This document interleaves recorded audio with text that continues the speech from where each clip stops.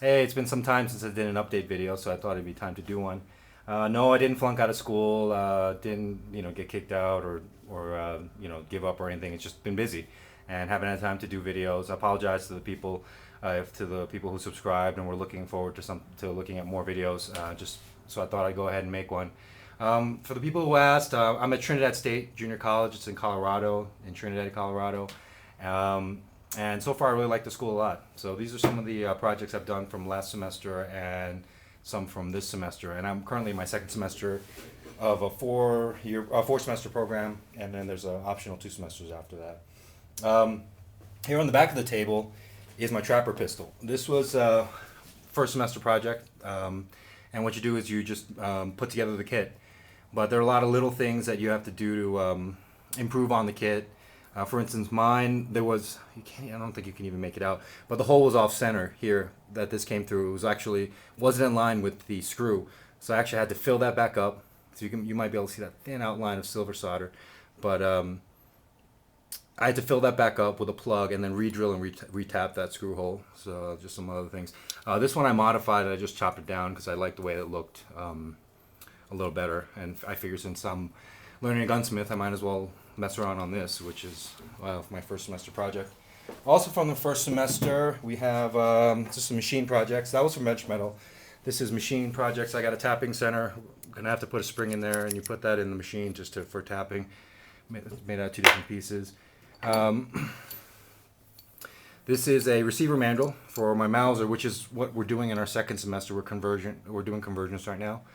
Basically turning a military Mauser into a sporting arm, and I'm rechambering mine to 308. So it's not going to shoot 8mm Mauser anymore. You're going to be able to load it with 308. And what this does is you put this in here and you unscrew this and you line it up with the other end and you tighten it here so you can put this within a lathe. The reason you do that is so then it'll start spinning, and you take your machine tool and you cut that flat. So you have a nice flat surface that's going to mate up with the barrel. And this is the barrel. Right now I'm still turning it down. It's just a barrel blank, which is basically just a big cylinder that has the rifling cut through it. So what I've done on it so far is I've turned down the shank. This is the part that's going to go into the receiver, and I've threaded it, and I've measured it to the correct length using a depth mic. Measure off the C-ring inside here, and it screws on. And right now it's got a bunch of Dicom on it, which is basically blue ink. And what it does is it tells you where you're hitting. So right now, if you look on my front of my receiver, I originally called this all blue, and then when I cranked it down, you can see it's got a nice tight fit all the way around. And within the receiver is that C-ring. See that C-ring? That's actually the secret to the Mauser's. One of the secrets to the Mauser's strength. It's got a big reinforcing ring inside. But you want the shank length to be so that it'll barely touch. So I don't know if you can make that out, but it's got barely a white spot on the end of the barrel. See where it's scraped off right here at the end. And that's just means it's barely touching the C-ring. It's got good contact. So I'm happy with how that came out. Next, I have to chamber this out in 308. So it's got to be able to fit the casing. And for those of you who don't know what that's like, this is a 50 cal. And while I was here, I had an opportunity to shoot this, so this was pretty cool. But I kept the casing. So this is the wrong size. I'm not making a 50 cal. I'm doing a 308. But basically, it's going to go in here like this. So you want the inside of this barrel to have a chamber that's going to fit this. It's going to be formed to this. So that's what I'm doing next. I'm going to be running reamers in here to make the correct size so that it'll hold the casing for 308. What else have I got? This is the bolt. This is my bolt handle. And I'm a little behind. This is the mandrel that I made from last semester. You put this in here, heat this up red hot, and you pound it over while it's red hot, and you form it into a sporter handle. If you guys have seen military Mausers, 8mm Mausers, it's either sticking out or it's got a big curve coming out of it, but it's very clunky military look. So we're just kind of making it more svelte, I guess, making it more of a sporter look. And I'm not done with it. I'm a little behind, to tell you the truth. I ended up screwing up in the beginning. I put a big step in here. I had to go back and learn how to weld. It took me, I don't know, 3 weeks, I guess, of just practicing just to kind of be able to fill that in. And currently, this is what I'm practicing on. This is my welding stock, welding bar that I'm practicing on. Someone had done a lot of machine practicing doing dovetails on this, so I'm gonna go back and fill them all up and make this into just a solid looking bar again. Maybe use it for projects, who knows, but it's just something fun to do. Back here is my revolver from this semester. This is another project. This is a 38 revolver, making into a competition or a target gun for, I guess, speed shooting, PPC. I've never done it before, so I'm making the gun before even have done the event. So I'll be curious to see how it goes once I'm done with that.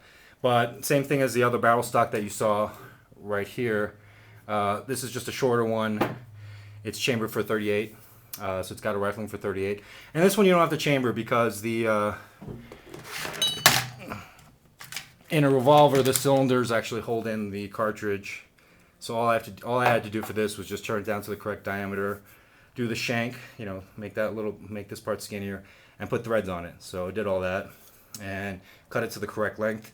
It's gonna be 4/4 of an inch away from the front of this. So that's what I cut it to measure it. I measured it out.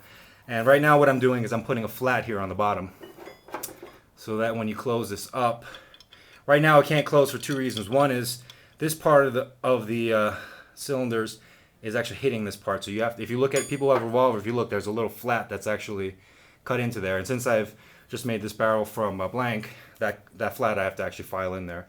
Second thing is I'm going to actually put in a relief cut into the bottom of the barrel so that this will close. It's going to be a little bit of a groove right here, and also there's going to be an underlug which I have to make. That's the next thing I'm going to do here, is create an underlug.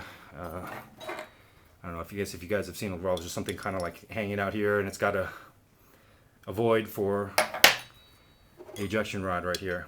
So I got to make that and then create the cut. So you should see that in upcoming videos. And I've got some other stuff kind of coming along.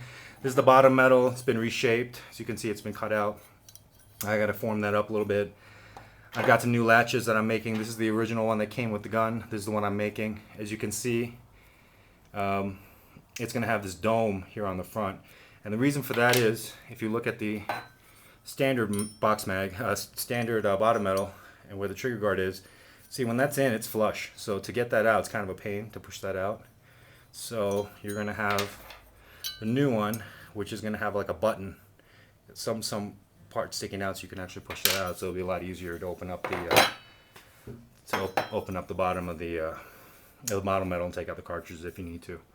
But anyway, these are some of the projects that I've been doing. Hopefully I'll try to do a video coming up. But yeah, I really like the program so far. Been doing a lot of different things, machining, been doing some welding, been doing bench metal, filing, and doing some CNC. So my first CNC project should be ready tomorrow. So hopefully I'll have a video of that, the first thing I've ever programmed for the CNC. And like I said, I'm sorry, I'll try to make more videos more frequently in the future. And if you have any questions, I'll try to answer them in upcoming videos. All right, thanks, bye.